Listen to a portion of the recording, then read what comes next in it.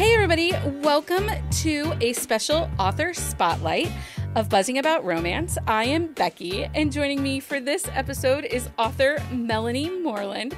Hi, Melanie. That's me. That's Hi. you. So Melanie is joining us to celebrate the release of My Favorite Boss, which I noticed that you're calling it a book two in your My Favorite series, but it stands alone. Oh, it's a total standalone. Has not one book has nothing to do with the other. It's going to be a series of my favorites. Yeah. So the first book is My Favorite Kidnapper, which if you guys haven't read that, you absolutely should go download that and check it out. But we're dropping this on the release of My Favorite Boss, which is your newest book out. Yes. Okay, I'm going to read your bio and then we'll get into all the things. So New York Times, Wall Street Journal, and USA Today bestselling author Melanie Moreland lives in Ontario with her husband for over 30 years and their rescue cat, Amber. She values her family and friends, enjoys baking, cooking, and hosting dinner parties, and loves to travel, though she's always appreciates coming home despite being a coffee addict and technically challenged. She has a sense of humor, joking about her adventures, hobbies like skydiving and snowboarding. And Melanie believes in happily ever afters, no matter how bumpy the journey is. Yes. Okay, yes, skydiving. Yeah, and there's no skydiving or snowboarding. Yeah. That's me tripping over my own feet. Although you've been like dabbling in home renovations lately. Oh, yes, we just finished one. So I painted the bedroom like a year and a half ago and promptly decided I hated it, but it's a lot of work to paint. And I'm 5 foot nothing, and I have 9 foot ceilings. So for me to try and paint is just whatever. So I decided to live with it.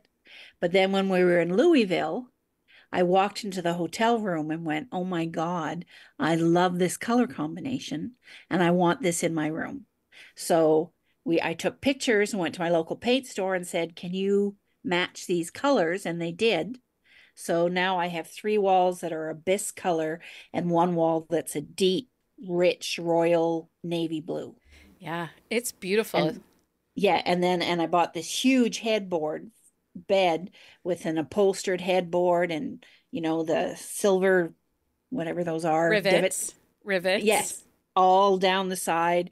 So yesterday, Matt and I are like, okay, we're going to put the bed together and la, la, la. Took us 6 hours to put this bed together. There was 49 screws or something and 38 slats. And it was just every time I thought, okay, we must be near the end. Matt would be like, okay, that was step 3 of 8. And I'm like, oh. So after every step, we had to take a break. And by the end of step 7, I was ready for the alcohol. Yeah. But the bed went together and it looks great. And I hung all my pictures and I love the room. And my neighbor came in today and went, I'm doing this to my room. Can I have your paint colors? I'm like, oh, we've started a trend. I love that. I was actually laughing because you were talking about how you have to get a stool ordered to get in the bed. Yes. We bought one of those short or smaller box springs so that I wouldn't have so much trouble getting on the bed because our mattress is, I don't know, 3.5 feet deep, I swear. Yeah. So on the new one, when we looked at the bed, I said to Matt, well, look how nice and low the frame is. This will be even easier. And yeah, the frame's low, but the insert where the bed goes is actually higher. So when we got the bed together, it came up past my waist. And I'm like, how am I supposed to get in this bed? So I had to use a kitchen stool, and the wooden stool we ordered came today. So Matt's putting it together, but I can't get on the bed without it. I tried and I look ridiculous. My cat can't get on it. So we had to buy her cat stairs. We had to buy a ramp for the dog to get up and down off our bed. You got to do what you got to do. But I was like, I did not expect that. And I didn't think when I bought the headboard, because it's got this big wraparound with the velvet and all that. Yeah. So my nightstand won't fit beside my bed. So I had to get a different nightstand. And now, matchy Melanie's not happy because the bed things don't match. Yeah. So Matt's like, oh, Jesus.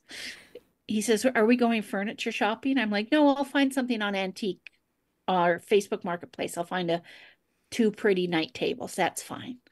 But yeah, all the things you don't think about.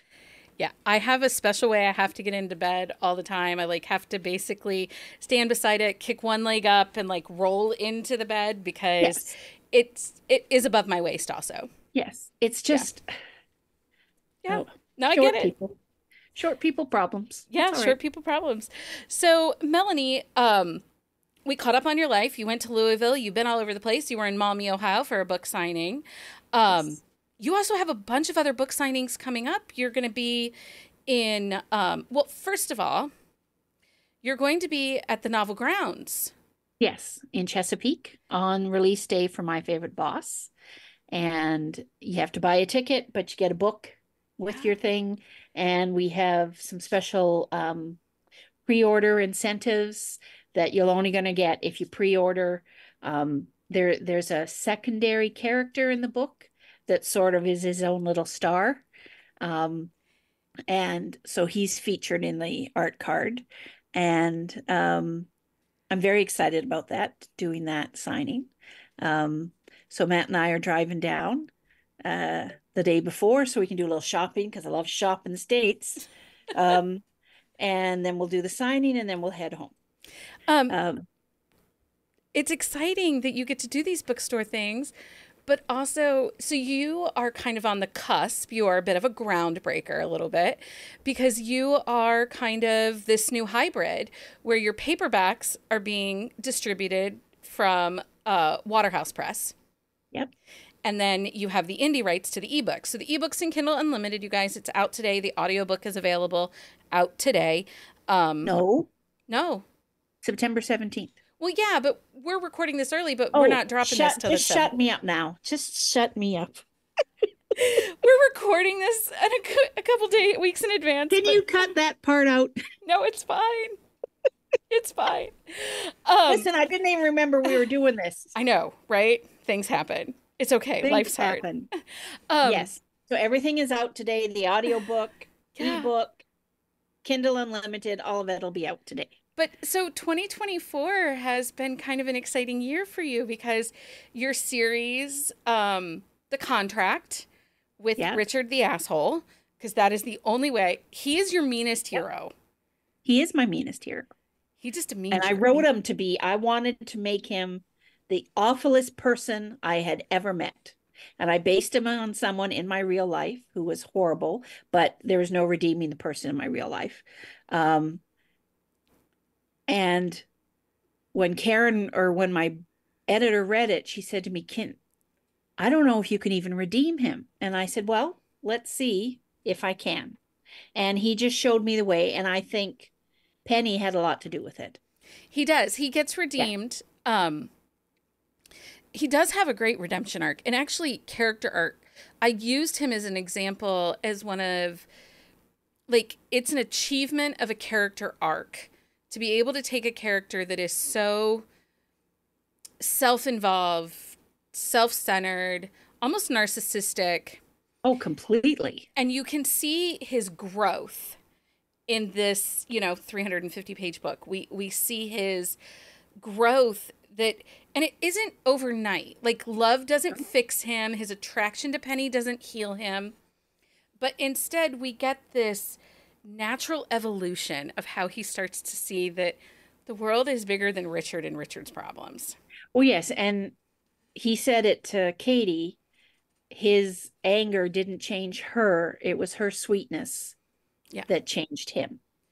Because she could have become like him, Yeah. all the wealth, all the money, all the power that could go to someone's head and she could turn into him. But instead, she didn't allow any of that to affect her, but her gentleness and her sweetness changed him Yeah. for the better. And he became, I mean, he's so many people's favorite character. Well, so he actually kind of got a rebirth this year with his release in paperback and now available in bookstore retailers. So can you tell us, so you've been an indie author since, I think your first book was 2013? 14. 14. I think 14. 14. Maybe no, 13. 13. Is it 230? Okay. Anyway, Melanie's been writing for a minute. Yeah. And you're a very, you're a valid author even before this paperback deal. But what is that feeling now that you can walk into any book retailer and nine out of It's 10 times, there's your book. yes, it's the first time I saw one, I was with a friend of mine, and she said to me, "Well, what am I looking for?" And I scanned the shelves, and there was one copy, and it was facing out. And I said, "That's what we're looking for." And she was like, "Oh my God, that's you." And I just started to cry. And one of the sales staff was around, and she came over. She's like, "Is everything all right?" And Jackie said, "Oh, that's my friend's book, this girl." And she's like, "Oh, how exciting."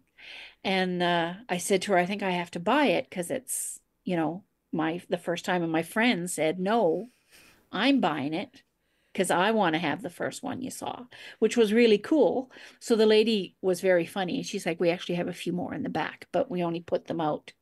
Yeah. She says, "It's not even supposed to release until for 2 more days." I said, "Yes, I know. We just thought we were here, we'd have a check." But every time I go into the store, when I see them, you get that little flutter in your chest. Yeah. And it's every author's dream, right? Sure. I mean, you want to write a good book, you want to be well received, but to be able to have your book on a shelf. I mean, digital is amazing. Yeah. Ordering them through the store is amazing. But to see it sitting there beside other authors that I consider amazing, Yeah. it's quite the feeling. And It I hope that never goes away.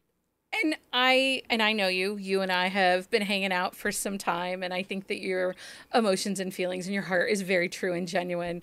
And you love your craft and you love your readers. And like, to be honest, when I saw your deal, I think I was talking to either Leah or Shauna or somebody, and I said, it could not have happened to a nicer person in Romancelandia. Like, if I could Thanks. handpick who gets it, these special deals, you would have been top of the list. Um, because there's, you know, you were making a living previous, right? Like, Yep, absolutely. selling indie, you were doing great. But now there's this level of like, I've arrived. Yes. Well, and they liked it. They liked it enough that they're interested in another series. Yeah. So, I mean, the more books I can get on the bookshelves, the better, right? Right. And it's really hard for an indie author. I mean, Barnes and Noble is great, and they do order in books, but Target doesn't. All those other Books a Million, they don't. None of them No. do. So just to have that, I mean, it's a thrill. It's an absolute thrill. And the thing I love so much about it, I have an amazing husband, and you know what it's like to have an amazing husband. Yeah. He gets more excited when we go into bookstores than I do when he finds them. Yeah. And he'll come, he'll be like, "Honey, it's over here." And they've got like, 10 copies of each one. Come and sign them. I mean, I'm no Lucy Score or Anna Hong or any of those ones that have 100 in the store, but you got to start somewhere, Yeah. right? Yeah. And you build. I mean, at Mommy, I don't know if you saw, but when they finished the book signing, they said to me, "Oh, we have books for a couple other stores. Would you mind signing them?" And I said, "Sure." And they brought out a cart of 140 books. So I was like, "Holy shit, those are going to other stores?" She's like, "Two stores." And I had her send Karen the addresses so Yeah. that people know because people love signed copies. They do. She says, "Just sign as whatever you can sign." I'm like, "I'm not leaving until they're all signed because what a treat for my readers and what a treat for me to be able to do that." Right. There's Yes. there's something special about knowing, and again, I've had the privilege to meet you now twice, outside of talking to you, and I always say the podcast allows me a privilege that a lot of readers don't get, because at the end of the day, no matter what my job is, I'm a reader at heart. I've been reading romance since the 90s. I'm a reader at heart, and to get to meet a favorite author and hand them one of your favorite books and say, "Hey, can you sign this for me?" There's just this special moment. Like, it just affirms more of that kinship. Like, you know, this is my author, this is my person, and I love her Yes. books and her stories. And that's something magical you do in your stories, right? Like, you give us this fun escapism. And actually, so we're talking about My Favorite Boss, which is your newest release. And I'm only halfway through, so everybody who's listening, you're safe. I cannot spoil it. I promise to read the epilogue. I will come back on and talk about the epilogue. Um, but one of the things that you do is there's joy in your stories. Even when I will not forget, you told me you're like, I'm writing a mafia romance. And I'm like, what? How is Melanie going to write us a mafia romance? But I read that first book with Aldo? Aldo. I was going to say Aldous, and I don't know why. Aldo. And he was such a little bit of a jerk in the beginning. And then he turns into this big squishy gummy bear. Like, I love Yeah, him. But I'm like, how is she going to write a man that's just going to kill people? But he does. he does. He Roman does. loves to unalive people. Yes. Yes. Yeah. But you know what? He's a great guy. As long as he doesn't want to unalive me. Right. But you provide this escapism and this funness to your book. So even a mafia, because, we have some of our people like Jenny who doesn't love dark, dark mafia, right? Right. But man, she devoured Aldo and Roman. She like could not read those books fast enough. But with My Favorite Boss, again, it's such an escape. I'm only halfway through, and it's just fun and light and delightful.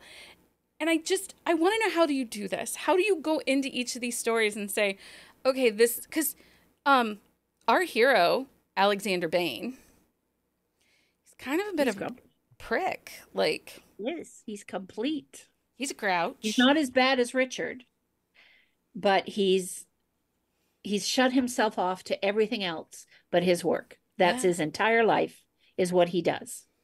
Um, and he likes everything very exact and very orderly and very Bainish.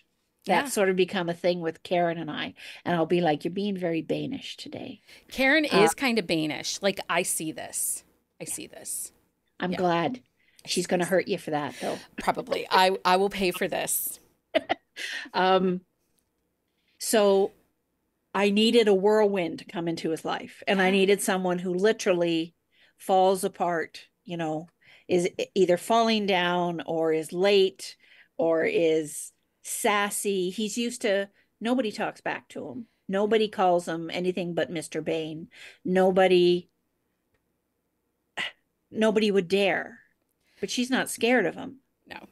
at I mean, all. and he has a reputation. He like Yes. goes through assistance. He doesn't have Like, any tolerance. no, they smile too much. They don't do this properly. They don't check this. They're not what he wants because he wants himself, right? He wants to clone himself and then his world would be perfect. And Right. in sweeps Miss Magnolia Myers and blows everything out of everything he believes in no longer exists. And she shows him that it's okay to love and that it's okay to make mistakes and that it's okay just to be human and just to be Alex because Yeah. he's not Alex with anybody. He's Bane. Yeah. Right. So she teaches him how to be Alex. And she got her name because my great niece had a baby. So she's my great great niece, and her name is Magnolia. And when she told me that, I was like, I need to use that in a book. And then suddenly the name Magnolia Myers hit me. And then one day the name Alexander Bain hit me. And then I could hear her quite clear. It took me a while to find him. And then for about 3 months, I just got snippets. So the mother scene that we were talking about, Yeah. that was the first thing I wrote. Okay. And that sort of set Magnolia's tone. And then their first meeting, Magnolia told me about. And then something else that happens later. I wrote that snippet. And the same thing is happening with the next one. The two characters are dropping snippets every so often, but I'm not getting the whole story. So I've learned with this series just to let the snippets come Yeah. and then I'll fill out the rest. But every character is different. I mean, there's always a happy ever after, There's Always. always different stories. They always handle things different. But I mean, every person is different, right? So my characters need to be a little different. Well, even in Stories need to your be different. yeah, and even in your mafia books where they could have been very similar characters and very similar stories, they absolutely were not. No, Like you all those actually quite funny, yeah. and Roman is not. No, Roman kind of walks around with a bit of a stick up his bum for a while. Yes. Yeah. He Um, does. and I mean, all the main characters fight love.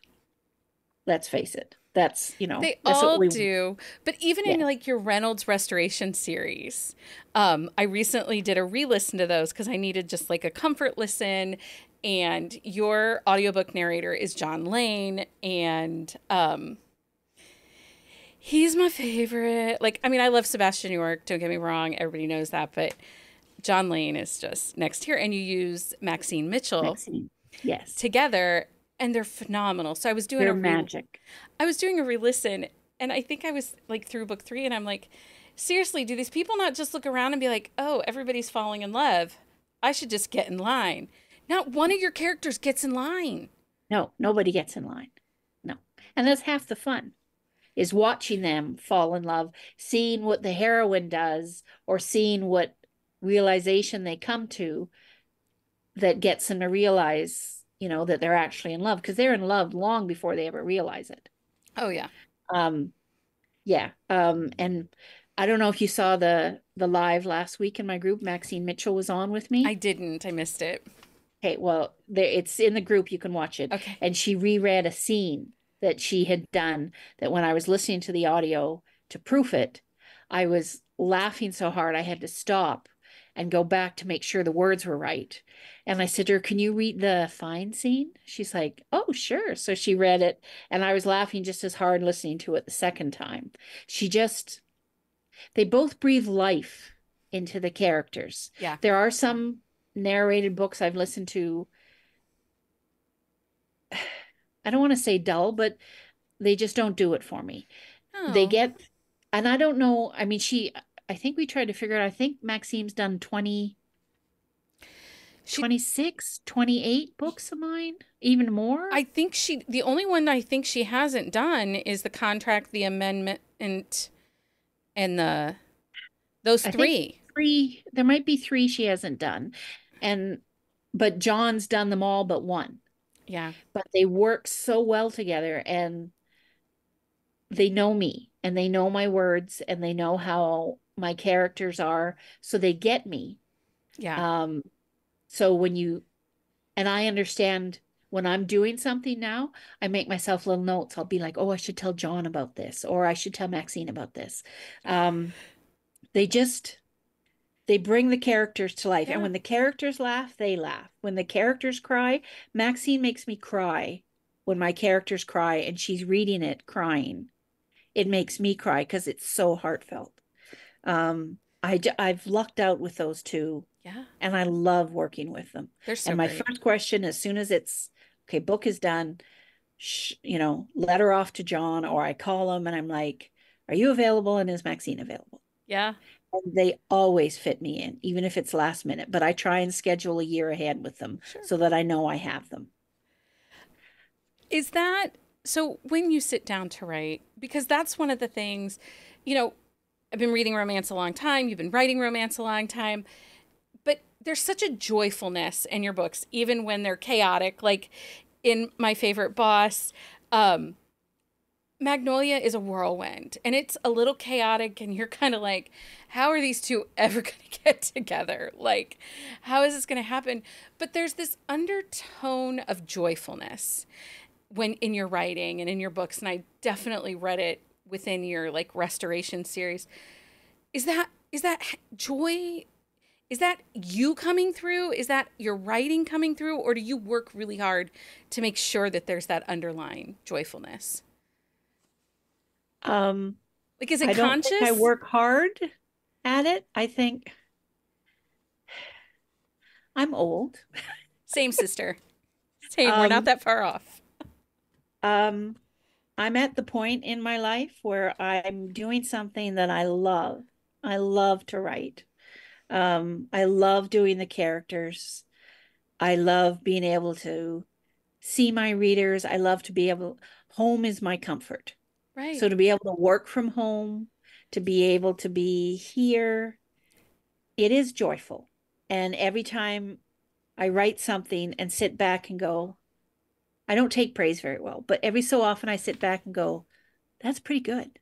That's pretty good. And I'll send it to Karen and she's like, that's fabulous. Keep going. Um, I guess the joy of writing the book Just shows comes up in the through. book. Yeah. I just, I mean, yeah. there's just a joyfulness to your stories, even like, you know, when Roman is shooting somebody or Aldo is beating the crap out of somebody, there is an underlying sense of joy. You wouldn't think it, but it is Well, there, that's what makes them happy. right? Right. I like to bake cookies. They like to unalive people. We People. all have hobbies. I and that's something I think that's one of the things that keeps readers coming back to your stories. And I think that that's must be what Waterhouse Press when they said, "Hey, we want these paperbacks." I think what they must see is that each story is uniquely its own story. I never feel like you are rinse and repeating anything, but there's a joy and a happiness and an escapism, but also like real stuff. Like, you know, the contract, we had grief in Reynolds Restoration. You run the gamut of emotions and nothing, everything's messy. I was, like I said, I just re listened to that series. That series is kind of messy. Yep, absolutely. And I'm like, wow, this is messier than even like the Men of the Falls series. Like, I like I like mess. yeah, And then I like bringing the chaotic circle to a close. And somehow this craziness and this stiff meet together and become fluid yeah.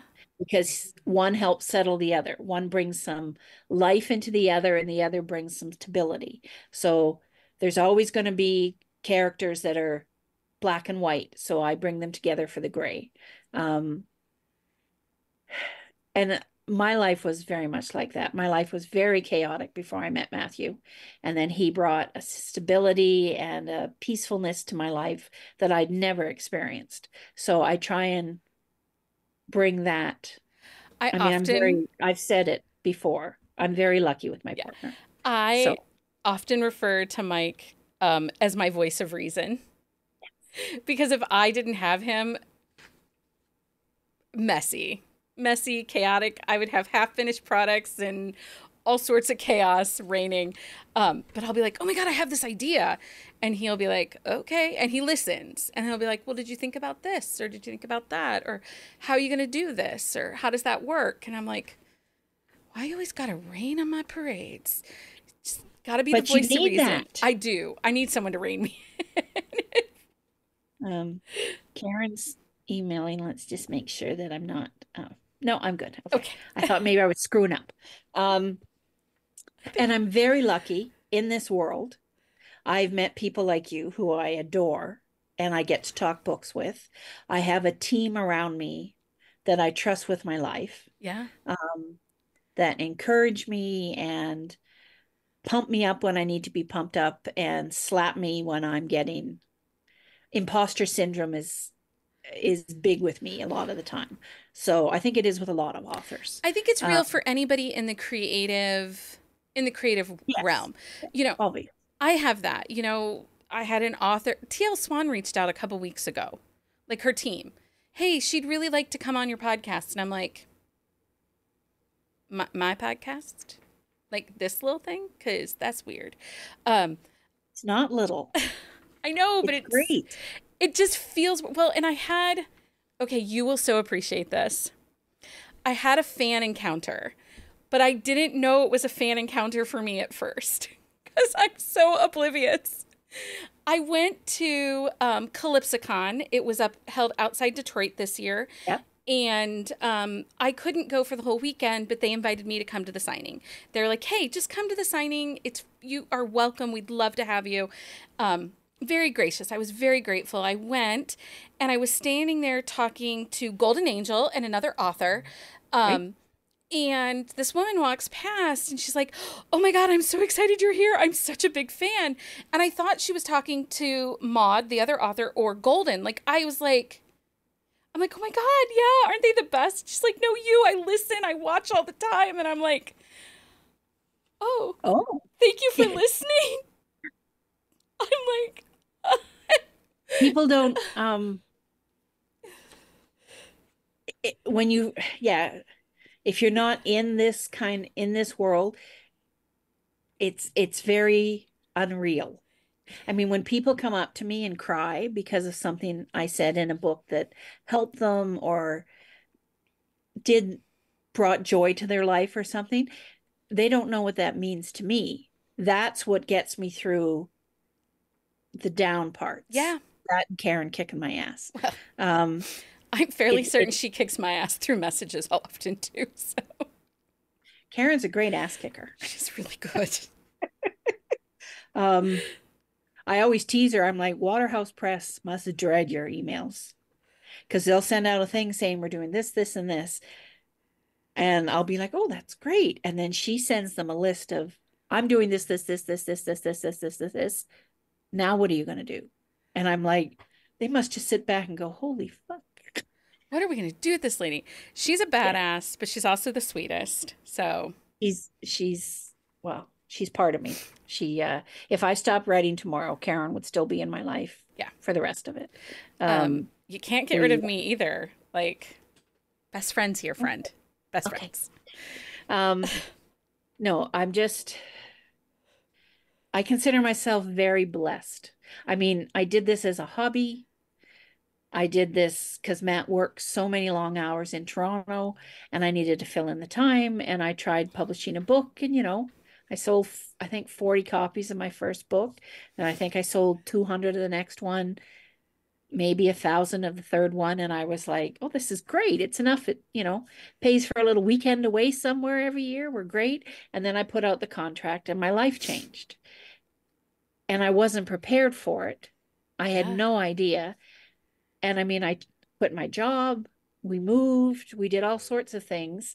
And this has been my life for all that time. And it's a dream because I always loved to tell stories. I always loved to write stories, but they were just for me. Yeah. I never thought anybody would want to read them.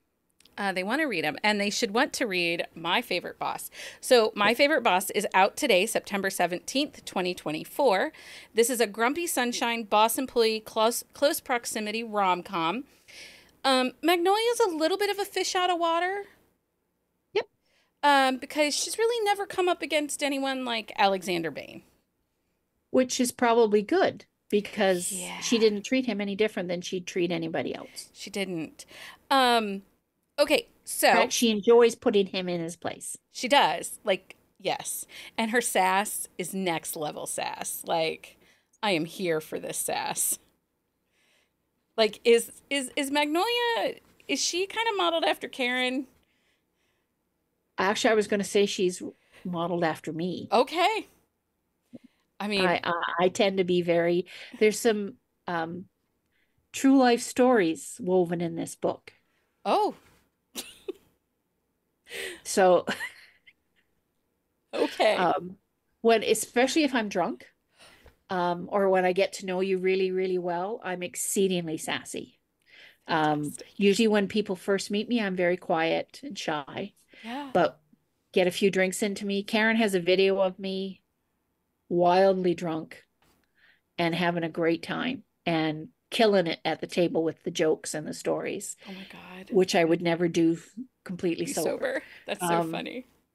But yeah, no, there's a lot of me in Magnolia. There's a lot of Karen. There's a lot of every woman Yeah. that I admire, sort of, and take no hold shit. Like, She's no a hold barred. I'll say what I want to you because if you're going to fire me, then fire me. I don't care. she's girl crush material. Like, she's Yes. one of those where you're going to be like, I love her. Like, Yes. I want to be her. I love her. Um, she's one of those you want to keep. Okay, so My Grumpy Boss is out now. What's next? Um, Atlee Hayes, who works on my team, um, I usually put out a Christmas book, and I couldn't last year. I had COVID, I'd had a small stroke, things were not working so well. Um, but I said to Karen, I could write something. So we let the group decide what little snippet I'd write, just something fun. Yeah. And they picked a grumpy farmer, single mother, small town, something else. So I just wrote this, I don't know, it was 2,000 words. Um, I had it edited. We put it out in, I think we put it out in the newsletter or in the group. I don't remember the I group. think I got it from the newsletter. Okay. I So think. people fell in love with Farmer John. Yeah. And they've been asking all year. So I just finished writing Farmer John, and I believe he comes out in November. And then in the new year is another Mafia. Cannot wait. Um, and then in June next year or September next year is the third book in the favorite series. Okay. Again, totally standalone. It's going to be ridiculously funny. That whole series is just going to be stupidly funny, me having a lot of enjoyment as I write the Well, books. my favorite kidnapper is so funny because she's like, you have to kidnap me. Like, it's just the way it has to be. Yeah. And I'm not leaving. You can't get rid of me. And I mean, that was supposed to be a dark romance. Right. But then by the end of the first chapter, I'm like, this isn't going to be dark. This is going to be stupidly funny. And I'll just take the whole kidnapping thing and turn it on its ear and make fun of it. Yeah. And people love it. It's so They fun. just love it. And that sort of inspired the boss. So I decided to do another, nobody would act this way in an office, but they do. They do. And the next one, I'm just fleshing it out. They're just starting to talk to me. Okay. But it'll be my favorite Something. play. Yes. Cannot wait. And then after that, I have a book that hit me in the middle of the night that I can't talk about. If I can write it, it's percolating. It's percolating. It will be quite something. It'll be unlike anything I have ever written. I cannot wait. It's always an adventure. It is. Melanie, thank you so much for hanging out with us and chatting with me. Thank you for supporting the podcast. Always. For being so awesome. You don't know this yet, but they went out early here September. You are our Patreon swag pack sponsor this month. Oh, cool. So everybody is getting all the team epilogue stickers this month. So if you're reading my epilogue, should I call you semi-epi Becky? Probably. Only reads Melanie's epis, Becky. MM epi only? Epis only. It's Sounds like a pen. It's really funny, when I had to laugh when your whole marketing campaign for the rest of the year is no team epi epilogues Becky. because of my bad toxic traits. I will never forget that, ever. I know. It's so terrible. Nobody else lets me forget it. It's fine. Anyway. It's fine. Thanks. But thank you for having me on. I always love coming on and chatting. I love chatting with you. Everybody can find my favorite boss available wherever. Well, the ebook's available on Amazon and with Kindle Unlimited subscription, and the paperback is available everywhere. Yes. There was a great pre-order. There is a great pre-order. Until next time, everybody, happy reading. Find us on Instagram at Buzzing About Romance or on Twitter at Buzzing Romance. If you like the podcast, please leave a review. If you'd like to support us directly, join the Bookcase and Coffee Patreon and receive exclusive content only available to Patreon members. Check out bookcaseandcoffee.com for our on-the-shelf show notes.